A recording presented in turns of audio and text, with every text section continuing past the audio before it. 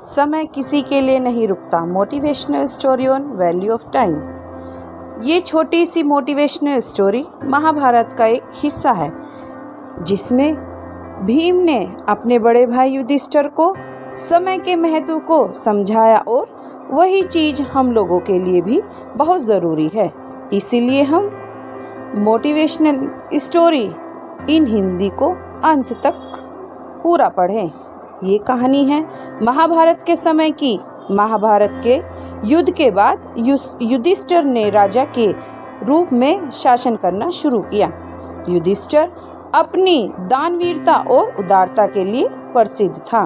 जो कोई भी दान पाने की इच्छा से युधिष्ठिर के पास आता, वह कभी खाली हाथ नहीं लौटता।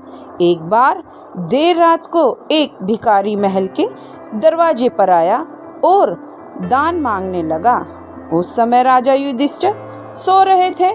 रानी द्रौपदी ने उन्हें जगाया, लेकिन युधिष्ठिर ने कहा, मैं बहुत थक गया हूँ। भिखारी को सुबह तक इंतजार करने के लिए कहें। कल सुबह उठने के बाद मैं उसे उसके वजन के बराबर सोने के सिक्के दूंगा।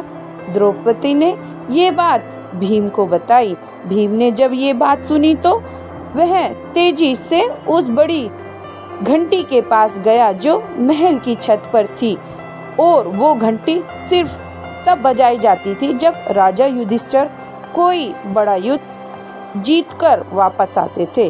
भीम बिना रुके उस घंटी को जोर जोर से बजाने लगा।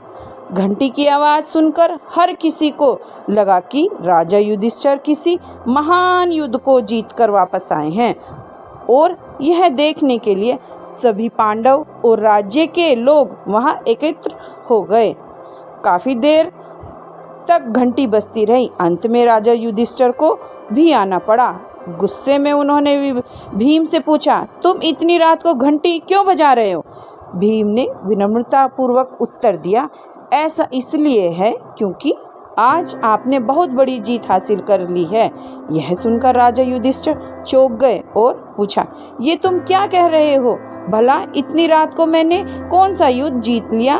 भीम ने उत्तर दिया, बड़े भाई, आज आपने समय को ही जीत लिया है। आपने महारानी से कहा कि भिखारी को दान कल सुबह मिलेगा। अब यह घोषणा तो कोई तभी कर सकता है जब वह समय के साथ जीत हासिल कर ले। क्या आपको यकीन है कि कल सुबह तक आप दान देने के लिए जीवित रहेंगे, और या फिर ये भिखारी इसे प्राप्त करने के लिए जीवित रहेगा? यह सुनकर युधिष्ठिर को भीम की बात का एहसास हुआ, और उन्होंने तुरंत उस भिखारी को अंदर बुलाया और उसे दान दे दिया। दोस्तों, ऐसी ही कहानी को सुनने के लिए हमारे चैनल को सब्सक्राइब करें और लाइक का बटन ज़रूर दबाएं। धन्यवाद।